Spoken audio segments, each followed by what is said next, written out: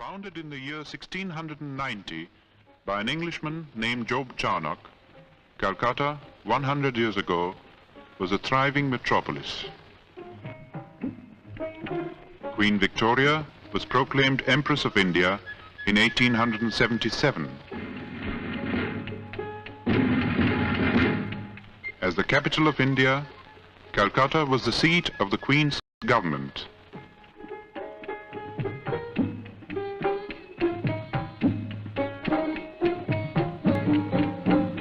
In the northern part of the sprawling city, in the area known as Jorasanko in Chitpur, was the family residence of the Tagores. The Tagores had an impressive lineage. It dated back to the first group of learned Brahmins that came from Kannauj and settled in Bengal in the 8th century. 1,000 years later, Panchanan, a descendant, came to the new city of Calcutta and found a lucrative position with a British shipping company. His grandson Nilmoni added to the family fortune and built the house at Jorasanko.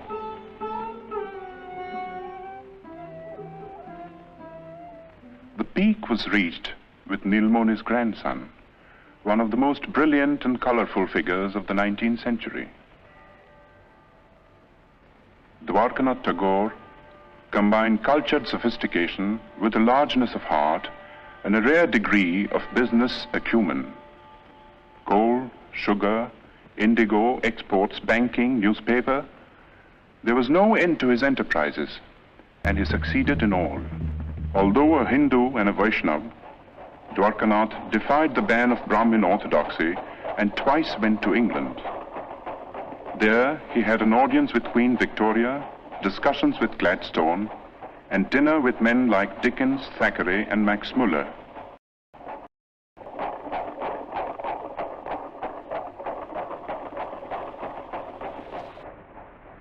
Shortly before his death in England, Dwarkanath had written to his eldest son in Calcutta, reproving him for neglecting the family's business affairs.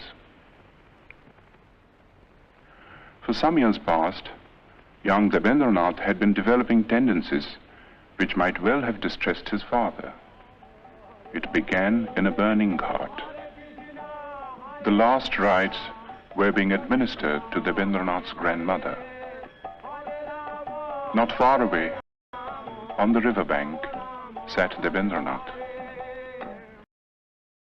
Rich man's son, he had been leading a wayward life, but tonight he was overcome by a strange feeling.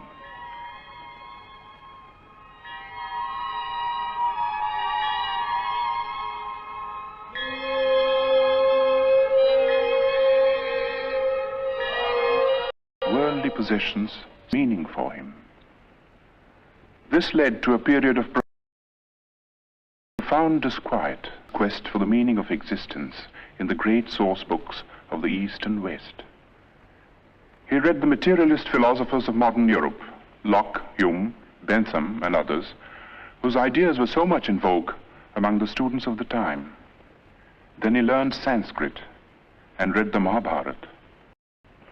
But peace of mind would not come until one day he chanced upon a torn page of a Sanskrit book. There was a sloka in it which said, "God is supreme and all-pervading. Enjoy by renunciation. Covet not another's wealth." This was a page of the Ishopanishad, edited by Raja Ram Mohan Roy.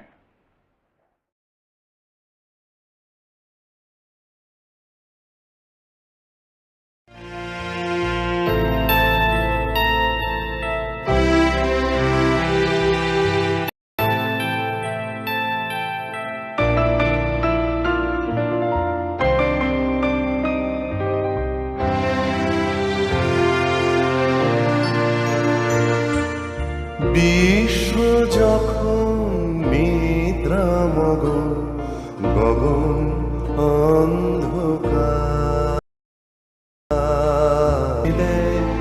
আমার বিনার তারে এমন ঝড়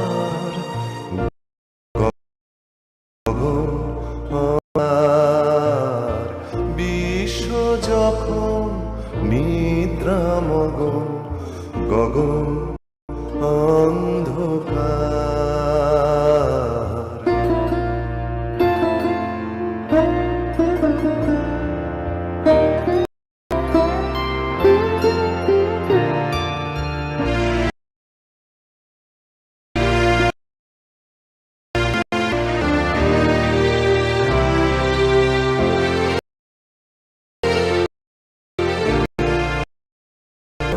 কেড়ে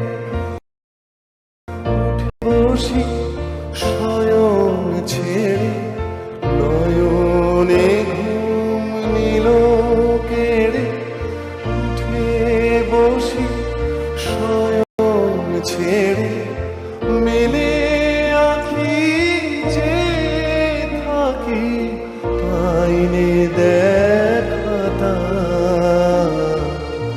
গগন অন্ধকার। বিশ্ব যখন নিদ্রামগন গগন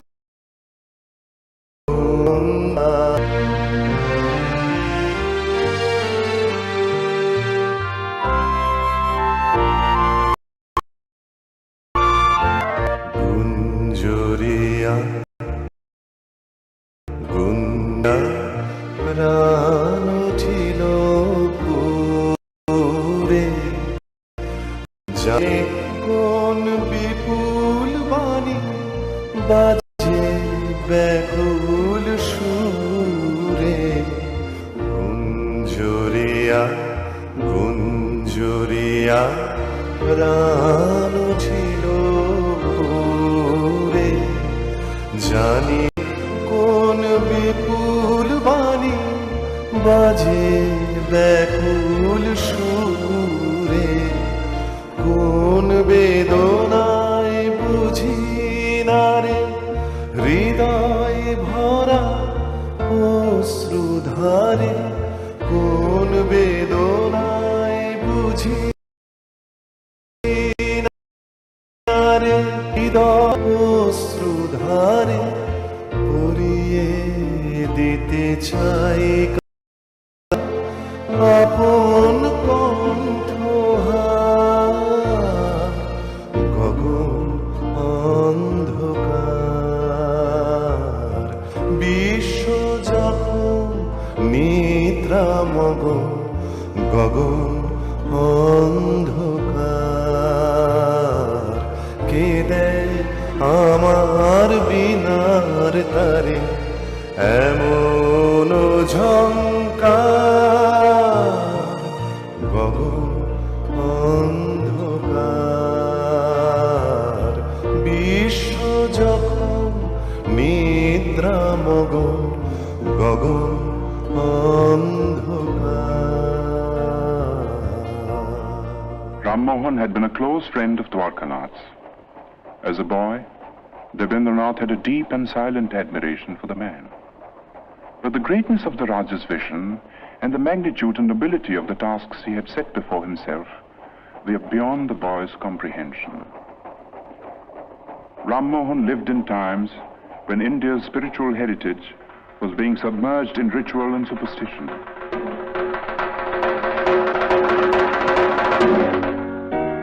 While in the West, a whole new concept of humanity was emerging. Ram Mohan advocated Western education for Indians because he wanted the new ideas of the West to spread in the country. He also wanted that we should respect what was old and true in our own heritage. In the Upanishads, for instance, which revealed to him the monotheistic basis of Hinduism. Ram Mohan's work was left unfinished by his death in England. But Rabindranath, inspired by the 2 lines of Sanskrit text, went on to prove himself to be the Raja's true spiritual son and heir. Rabindranath suffered social ostracism for preaching the monotheistic faith that he called Brahmoism, but to his followers, and there were many, he was Maharshi, the great sage. When Rabindranath was born, the Maharshi was 45 years old. His wife Sharada Muni was 33. Rabindranath was the 14th child.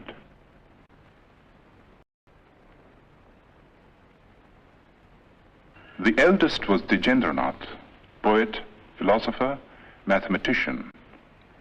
Second son Satyendranath translated the Gita and Meghdut in Bengali verse and became the first Indian member of the Indian Civil Service.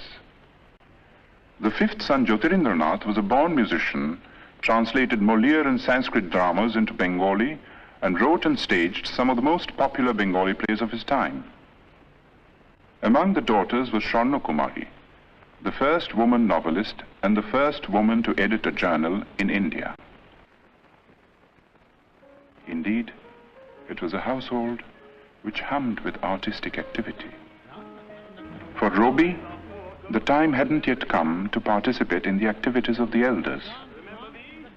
Going out in the street was forbidden too, and this was indeed a pity, for nothing seemed more fascinating to the boy than the world outside.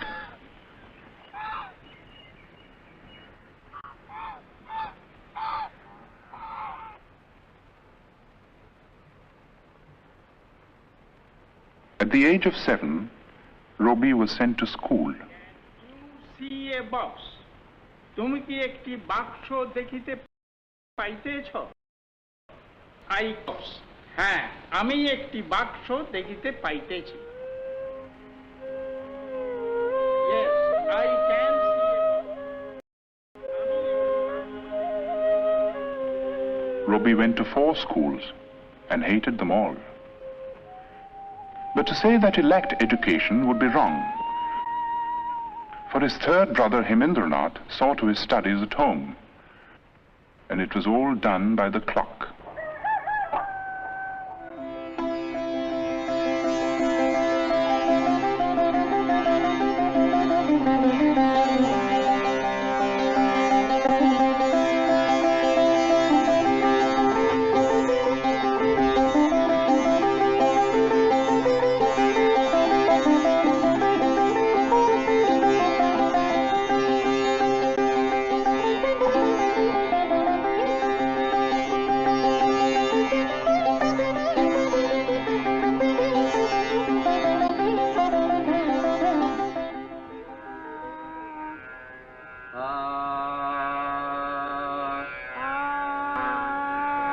When Robi was 12, Rabindranath went on a trip to North India and took the boy with him. The last stop on a long tour was the rest house on Bakrota, the highest hill in the hill station of Dalhousie in the Punjab.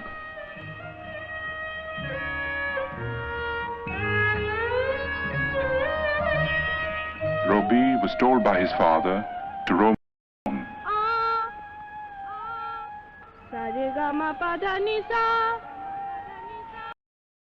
He was also taught to rise before the sun.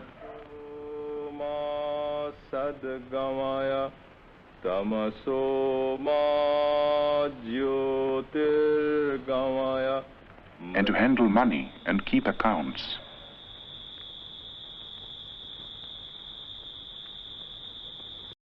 The days often ended with a boy singing devotional songs to his father.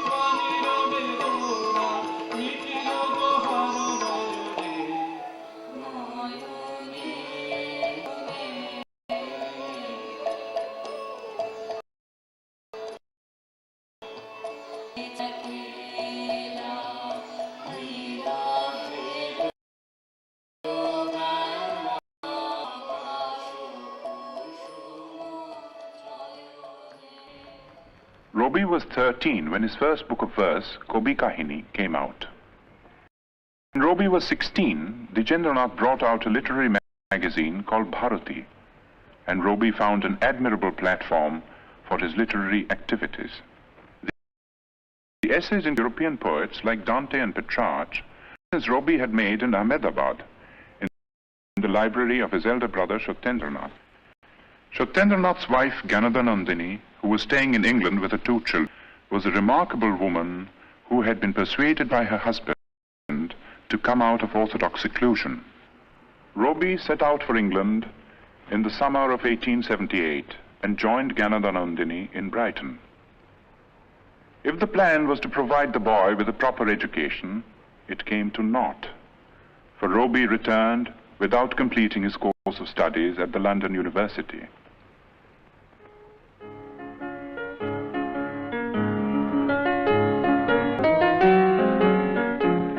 While in England, Rabindranath had become acquainted with some of the tunes he had learned found their way into his enchanting opera, EPI.62.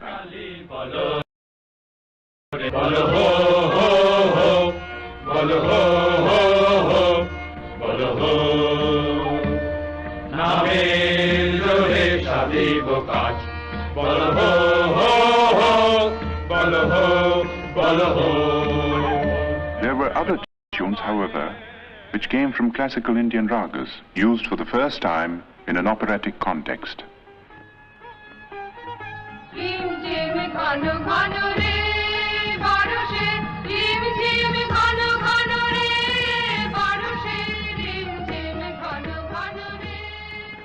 EPI.62 was staged in the Tagore residence with Rabindranath in the role of the bandit-turned-poet.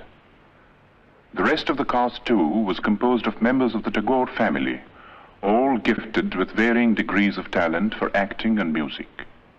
Among those who saw and praised this performance was the greatest literary figure of the time, Bankim Chandra Chatterjee.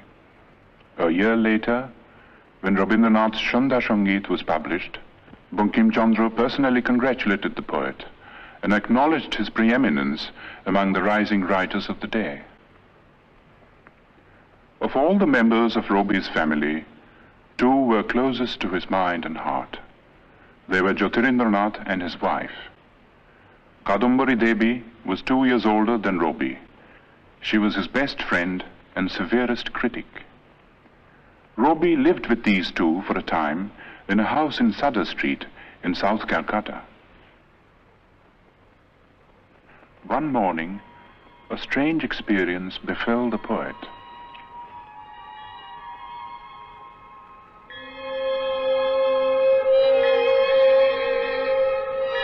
One day, while I stood watching at early dawn, the sun sending out its rays from behind the trees, I suddenly felt as if some ancient mist had in a moment lifted from my sight, and the morning light on the face of the world revealed an inner radiance of joy.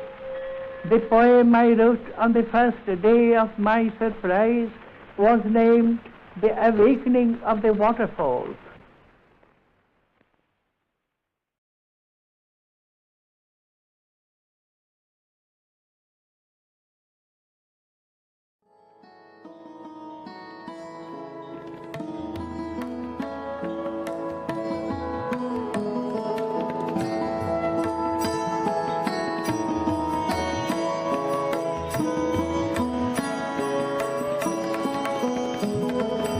সুন্দর রে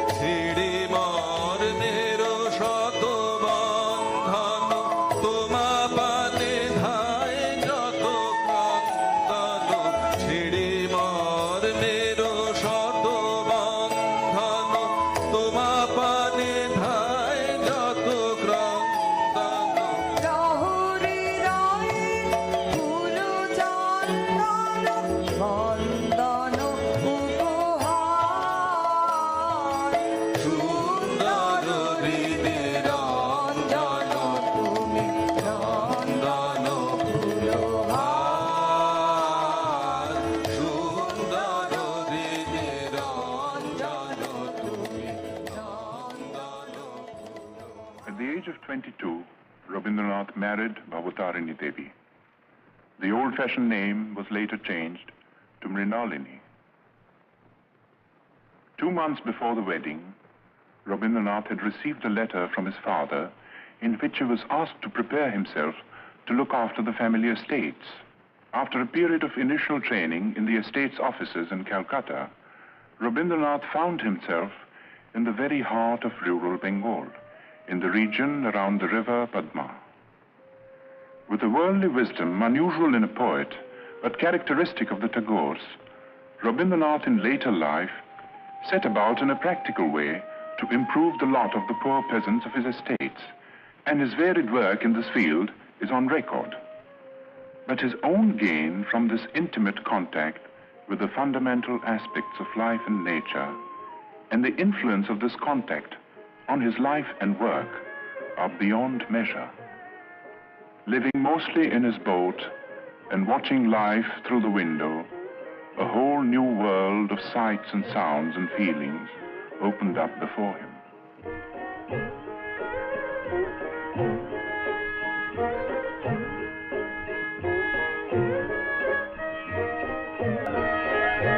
It was a world in which the moods of people and the moods of nature were inextricably interwoven. The people found room in a succession of great short stories, and nature in an outpouring of exquisite songs and poems. Dominant was the mood of the rains, exultant and terrible. In 1901, Rabindranath was 40 years old. His already enormous output of poems and plays had been gathered in one big volume. It comprised 21 books and included Shonarturi, his first masterpiece.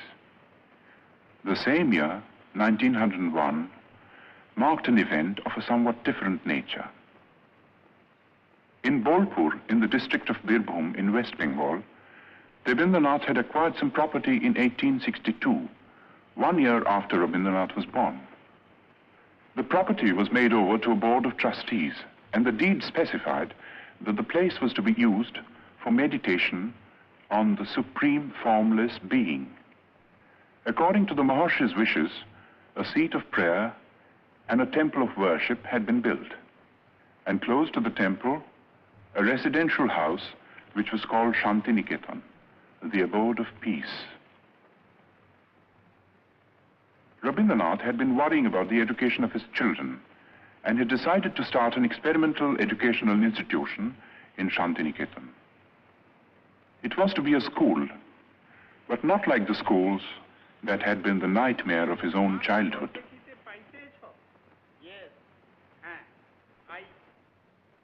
It was to be like the forest hermit in India.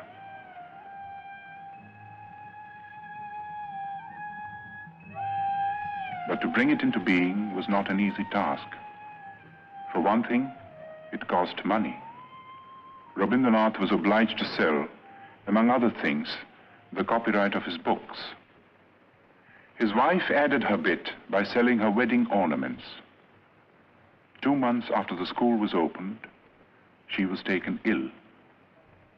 3 months later, at the age of 29, she died. For Rabindranath, it was the beginning of a series of personal tragedies. 9 months after his wife's death, his second daughter Renuka passed away. The hardest blow of all came 4 years later. Youngest son Shomindro took after his father in many ways. He was only 13 when he fell a victim to cholera.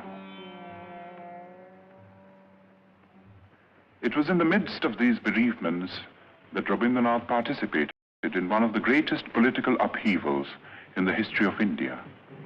In December 1903 was published the decision of India's Governor-General Lord Curzon to split up Bengal into 2 provinces. The idea was to create a separate province with a Muslim majority, which would induce a rift between the 2 main religious groups and avert the possible growth of a united front against the government. But in proposing the partition, Curzon merely fanned the flame of patriotism that had been smoldering in the minds of certain visionaries all through the period of the Renaissance in Bengal. These men now came to the fore and led the millions to rise in protest.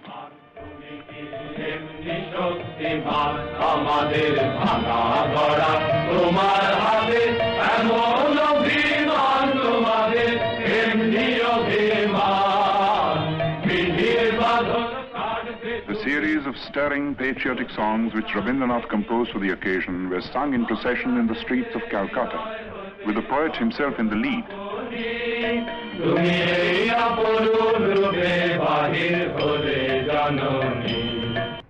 On October 16, 1905, the partition became an accomplished fact.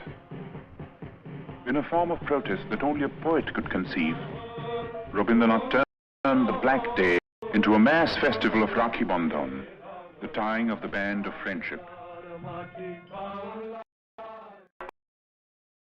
For this, she waited to grow and assume a character which was not possible to foresee in its early stages. While admitting the bravery and patriotism of those who killed or were killed in a reckless bid for freedom, Rabindranath could not condone terrorism. He stated his credo in clear terms. The path of violence was not for India. Good could come only out of constructive work carried out of tolerance. He had himself followed up his retirement from the political scene by devoting himself to the work of rural welfare in his estates. And there were other activities too. He was teaching at school, editing journals, and engaging himself in every conceivable form of literary activity. That his own regarded him as their leading man of letters was proved by his 50th birthday celebrations in Calcutta. Sponsored by the Bengal Academy of Letters and attended by thousands, it was a unique occasion and the first time that such an ovation had been given a literary man in India. But to the outside world, Rabindranath was still an unknown name.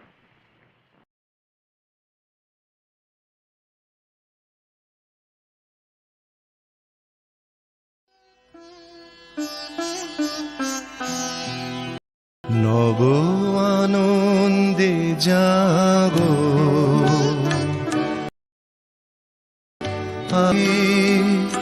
নব রবি কিরণে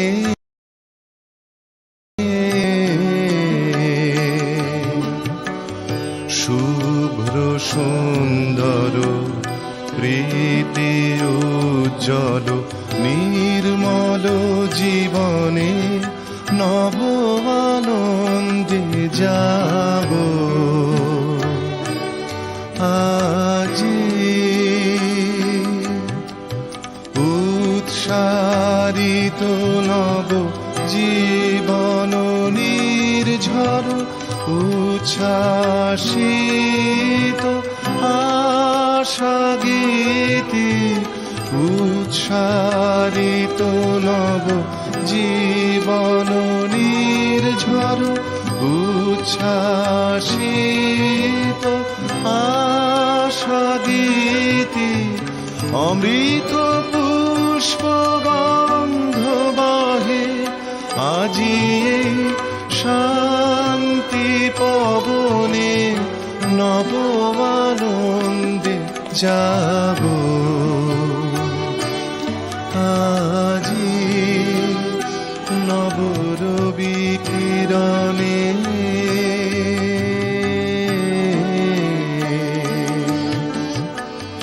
শুভ্র সুন্দর প্রীতি উজ্জ্বল নির্মল জীবনে নব আনন্দে যাও।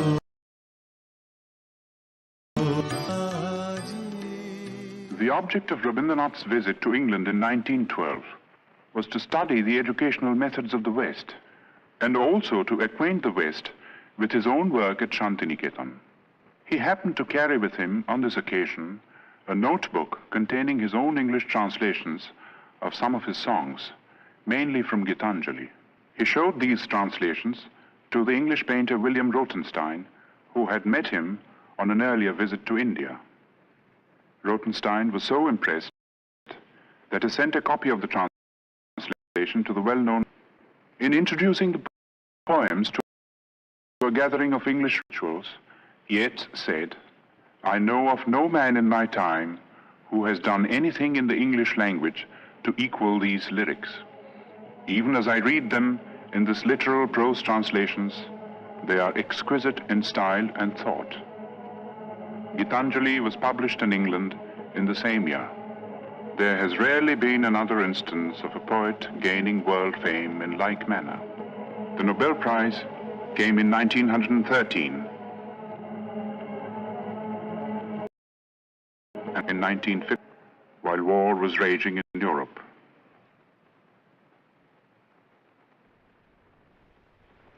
Touring the United States and Japan in 19th made eloquent appeals for peace. He felt that world peace could only be achieved through intellectual cooperation between nations. He said, "The call has come to every individual in the present age to prepare himself and his surroundings for the dawn of a new era, when man shall discover his soul in the spiritual unity of all human beings." Pursuing this noble idea of international cooperation, Rabindranath gave the school at Shantiniketan a new status and a new name, Yatra Vishwam Bhavati Ekaniram, where the world becomes a single nest. This was the motto of the Vishwa Bharati. It was inaugurated on the 24th of December 1918 with the aged philosopher Rabindranath made over the entire Nobel Prize money towards the building of this university. This had been restored in Europe. In India, there was unrest.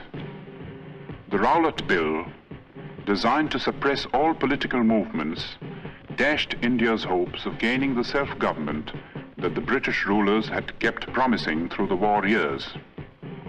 Dominating the Indian political scene at this time, Mohandas Karamchand Gandhi, who, as a barrister in South Africa, had fought for the rights of the Indians living in that country. As a protest against the Gandhi launched a movement of passive resistance, misinterpreted the movement, and following a rumor of Gandhi's arrest, violence broke out in many parts of the country. As a result of this, the government started taking repressive measures out of magnitude of the violence.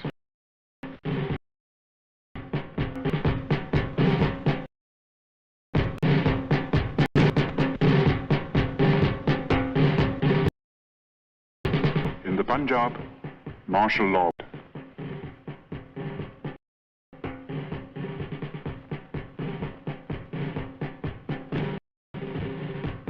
In charge of the troops at Amritsar was Brigadier General Dyer. On the first day of the month of Vaishak, as it had done every other year, taking no chances.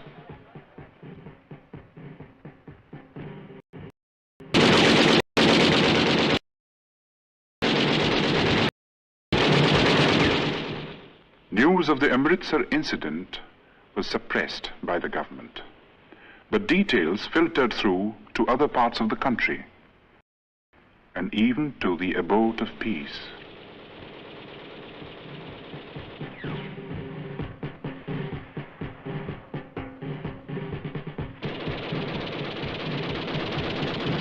Rabindranath rushed to Calcutta, but the Defence of India Act was in force, and no leaders would support him in a plea for a meeting of protest.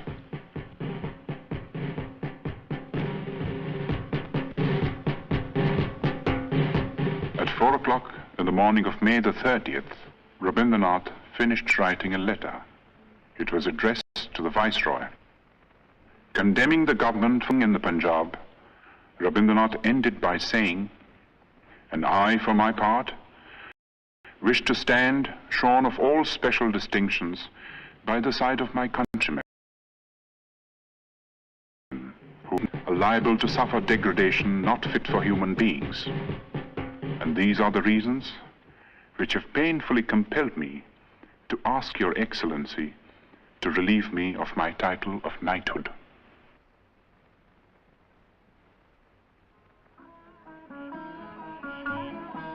The next 10 years of Rabindranath's life were filled with ceaseless activity. The urge to travel and the necessity to collect funds for his university took him to all parts of the world. And the West, as much as the East, welcomed him with open arms.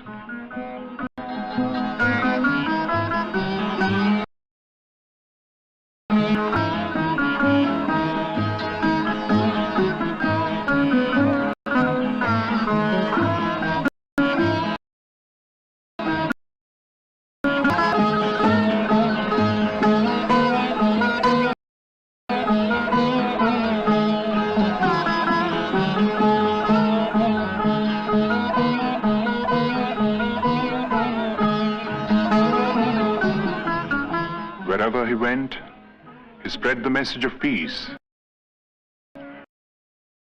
and intellectual cooperation. We ought to know that isolation of life and we be proud. In the human world, giving is exchanging. It is not one-sided. He also said, institutions, but all over the world, who think clearly, feel nobly, and act rightly. They are those of moral truth. His great humanist ideas found an echo in the best minds of Europe, and some of them became his close friends.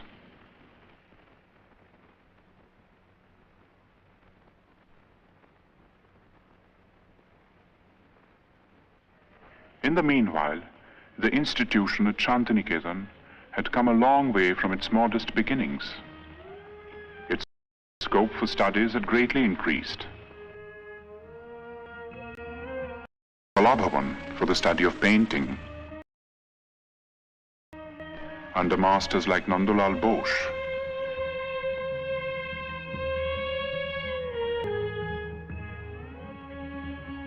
Who was himself a pupil of Rabindranath, the poet's nephew. The Sangeet Bhavan, which neglected no branch of Indian music, had also grown under Dinendranath, another nephew of the poet. Special provisions were made for conducting Oriental studies, and scholars came from all over the world to lecture, for research, to exchange ideas. Such men were Levy, Winternitz, Lesny, Stenkonov. And there were some Europeans who did that. Charles Freer Andrews, a missionary who was present at Yeats' reading of Gitanjali, and William Winstanley Pearson, who also met the poet in England, came to the ashram in its early days and stayed on until their death, working with a selfless devotion to the poet and his cause that few Indians could equal. Leonard Elmhurst was another Englishman whom Tagore had met in America. He was drawn by the poet's personality, came over to Shantiniketan, and took charge of the School of Rural Handicrafts, another of Rabindranath's experiments at Shurul, 2 miles from Shantiniketan.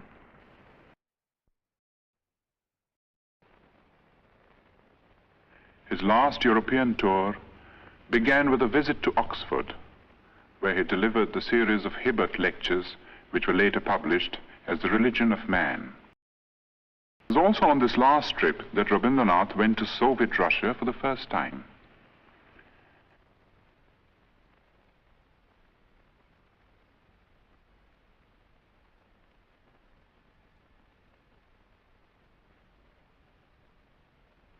On the eve of his departure from Moscow, he told his hosts, "You have recognized the truth that in extirpating all social evils, one has to go to the root, and the only way to it is through education." In Russia, as well as in other countries that he visited on this tour, Rabindranath held exhibitions of his paintings.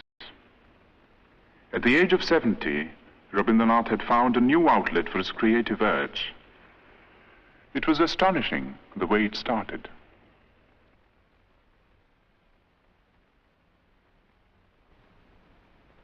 In 1931, the leading citizens of Calcutta united in an appeal to observe the poet's 70th birthday. It was celebrated in a manner that was truly worthy of the occasion.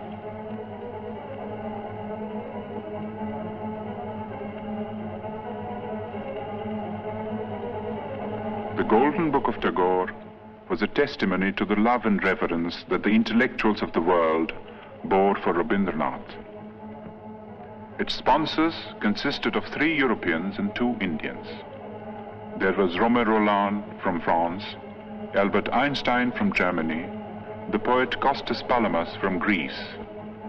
The Indians consisted of the scientist Jagadish Chandra Bose, who had been the poet's closest friend for 40 years. The other Indian was Mahatma Gandhi. In physical appearance, in personal habits, and in general outlook, the two differed considerably. At several moments of crisis in India's political history, the two had disagreed over the course of action, but these were on the surface. Their deeper affinity transcended all occasional barriers.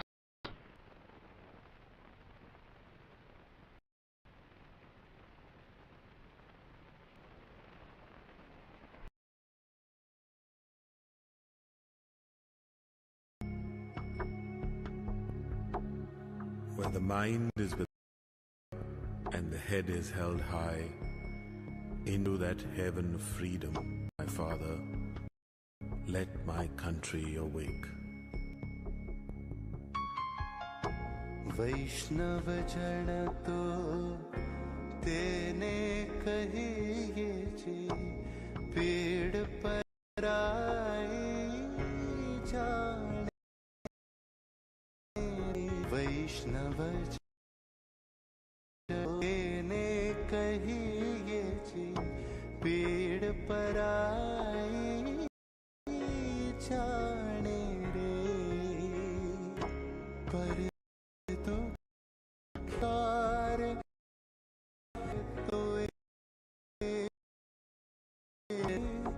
उपकार करे तो मन मानना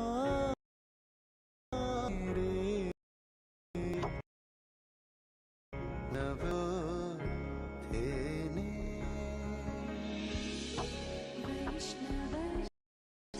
Where the mind is without fear held high, where knowledge, where the world has not fragments by narrow domestic walls, where words come from the depth of truth, where tireless stretches its arms towards perfection, where the clear stream of reason has not lost its way into the dreary deserts of dead, where the mind is led forward by thee into ever-widening thought and action, into the heaven of freedom, my Father,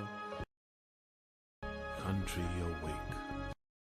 सकल लोक मां सहुणे बंदे निंदा न करे के सकल लोक मां सहुणे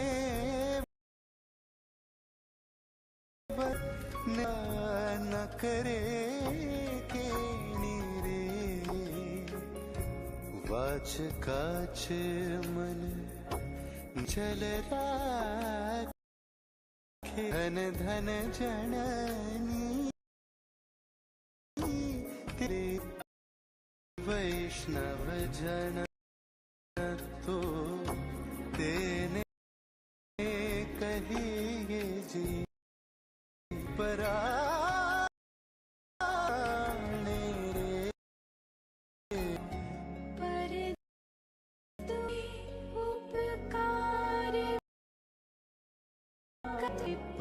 दुखी उपकार मन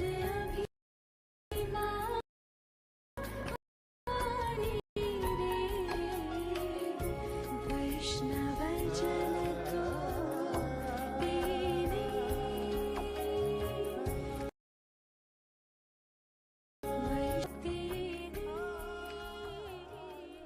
The last years of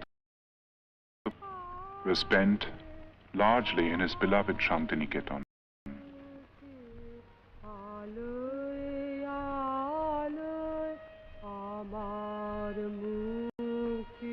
He had a choice of small houses built for him, for he never liked to stay in the same house or even in the same room for long. It was, in a way, symbolic of the refusal to get into a rut which marked his whole life. In his writings, he was now producing some of his most striking and mature works. And these included textbooks and nonsense rhymes for children, not an unusual occupation for someone who had loved and understood children so well and done so much to mold them for a better.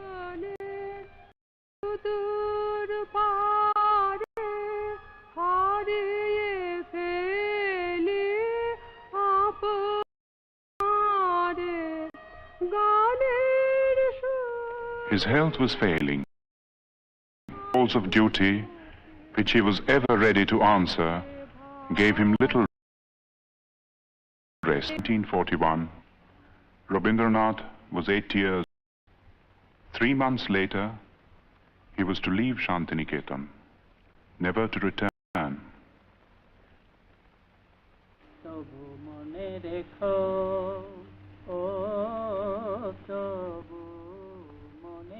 He would be taken to his ancestral house in Calcutta, fatally ill. In this house, once upon a time, a boy roamed the corridors.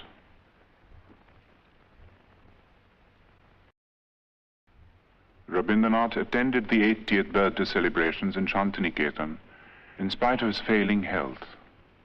Today, for the occasion, he had composed a message, his last message to the world. It was called The Crisis in Civilization. The human world is made one. All the countries are losing their distance every day, their boundaries not offering the same resistance as they did in the past age. Politicians struggle to exploit this great fact and wrangle about establishing trade relationships.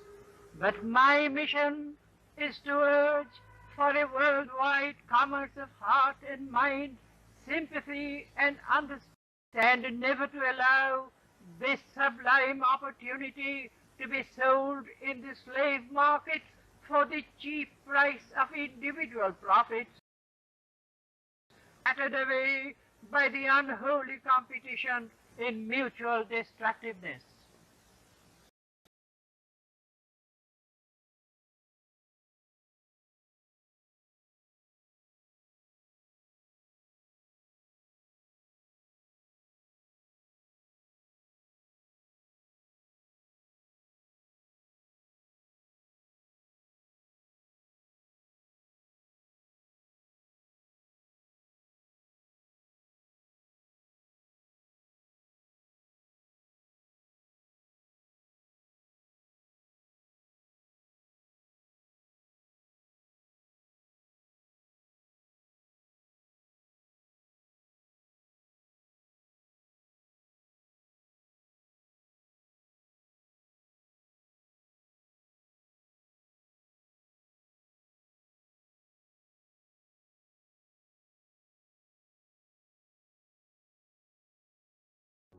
जनगण अधिनायक जय हे भारत भाग्य विधाता पंजाब सिंध गुजरात मराठा द्राविड़ उत्कल बंगा विंध्य हिमाचल जमुना गंगा उच्छल जलधि तरंगा तब शुभ नामे जागे तब शुभ आशीष मागे गाहे तब जय गाथा जनगण मंगलदायक जय हे भारत भाग्य विधाता जय हे जय हे जय हे.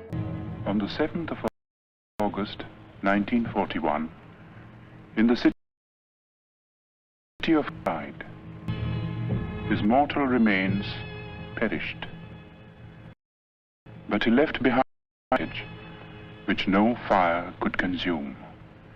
It is a heritage of verse and music and poetry, of ideas and of ideals, and it has the power to move us, to inspire us, today and in the days to come. We, who owe him so much, salute his memory.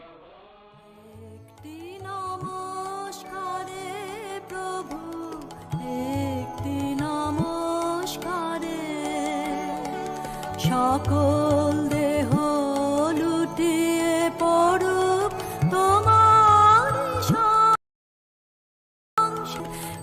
একটি নমস্কার, একটি নমস্কারে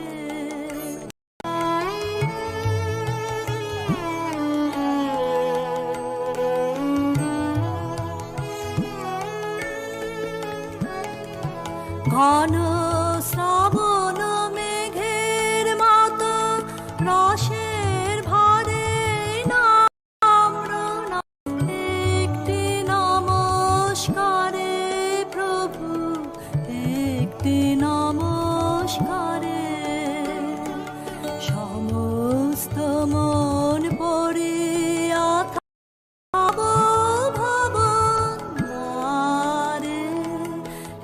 একটি নমস্কারে প্রভু, একটি নমস্কারে